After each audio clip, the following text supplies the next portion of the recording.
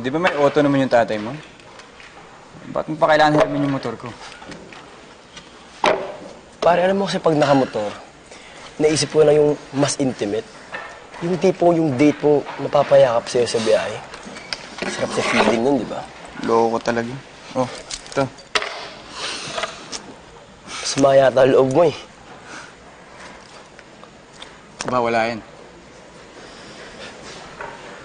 Pare, ba't parang wala ka na naman sa ulog?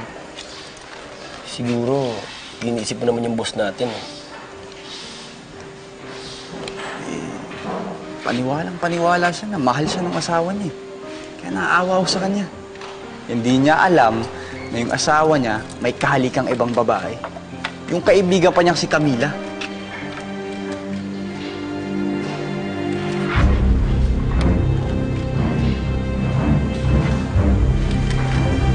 Anong sinabi mo?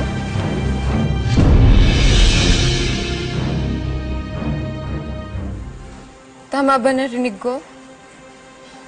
Nakita mo si Roman na hinahalikan si Camila.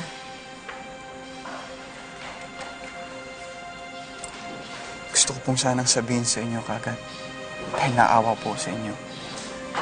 Pero hindi ko alam kung paano. Hindi ako naniniwala. Gumagawa ka ng kwento. Ma'am, hindi ko pwedeng gawin yun. Totoo po yung sinasabi ko. Talaga? Kailan? Nung isang gabi, pauwi ako galing inuman. Nadaan ako sila sa isang bar. Nakita ko sila. Tapos naghahalikan sila. Baka lasing ka. Kaya nakita mo yun. Hindi po, ma'am. Malinaw po yung isip ko nun. Kaya hindi po ako pwedeng magkamali. Nagsasabi po kung totoo, Ma'am Clara. Tama na. Walang katotohanan niyang sinasabi mo. Walang relasyon si Roman at Camila. Sinasabi mo yan kasi galit ka sa asawa ko.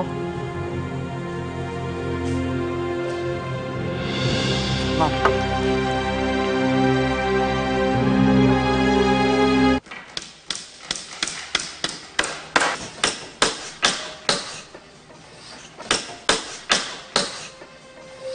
Jason.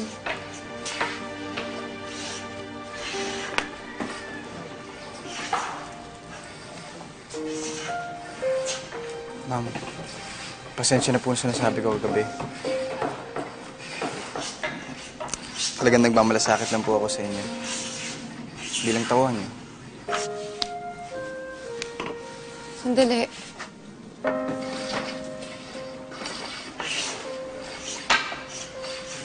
Talaga bang si Roman at Camila yung nakita mo?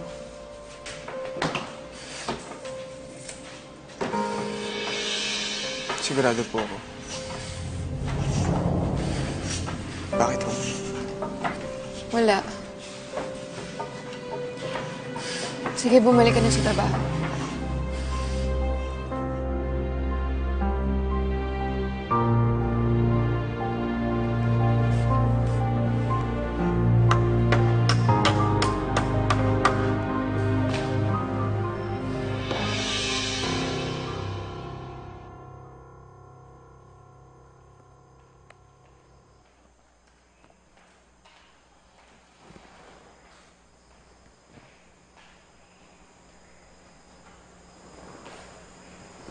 Clara.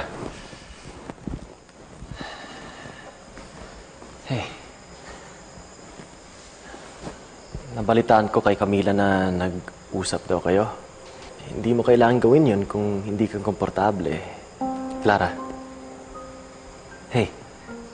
Narinig mo ba yung sinabi ko? Ginawa ko yun kasi gusto ko. Napagdesisyonan ko na kalimutan na lahat ng nasa pagitan namin ni Camila. Does this mean na napatawad mo na siya? Wala namang may gusto dun sa nangyari kay Leda, di ba?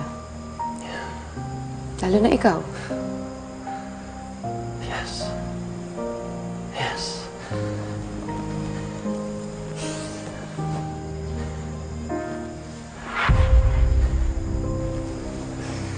Thank you. At least ngayon sigurado na talaga ako na bumalik na yung tiwala mo sa akin.